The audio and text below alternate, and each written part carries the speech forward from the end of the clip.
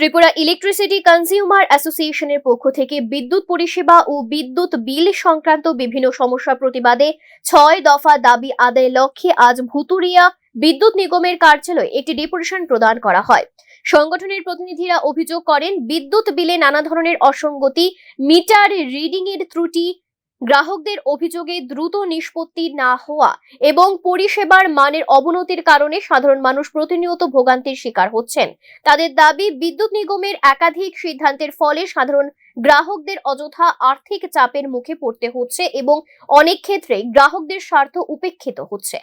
এই পরিস্থিতির অবসান ঘটাতে সংগঠনের পক্ষ থেকে ৬ দফা দাবি সম্বলিত স্মারকলিপি বিদ্যুৎ নিগমের কর্তৃপক্ষের হাতে তুলে দেওয়া হয়। তারা জানান, অবিলম্বে এই দাবিগুলি কার্যকর করে গ্রাহকদের স্বার্থ রক্ষা করতে হবে এবং বিদ্যুৎ পরিষেবাকে আরো স্বচ্ছ, জবাবদিহিমূলক ও জনবান্ধব করে তুলতে হবে। আপনারা জানেন, গত কয়েকদিন যাবৎ টিএসইসিএল এর সার্ভার ডাউন থাকার ফলে হাজার হাজার প্রিপেড গ্রাহকরা হাতে টাকা থাকা সত্ত্বেও রিচার্জ করতে পারছে না এবং তারা অন্ধকারে আছে।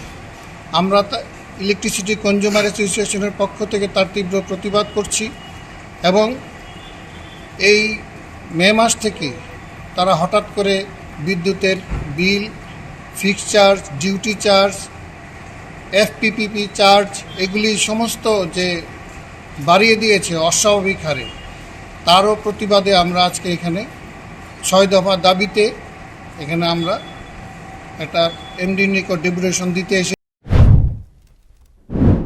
আজকের এই কর্মসূচি থেকে একদিকে যেমন সমস্যার সমাধানের আহ্বান জানানো হয়েছে, ঠিক এর পাশাপাশি হুঁশিয়ারি দিয়ে বলা হয়েছে, দ্রুততার সাথে সমস্যার সমাধান না হলে আগামী দিনে বৃহত্তর গণ আন্দোলনের কর্মসূচি গ্রহণ করা হবে।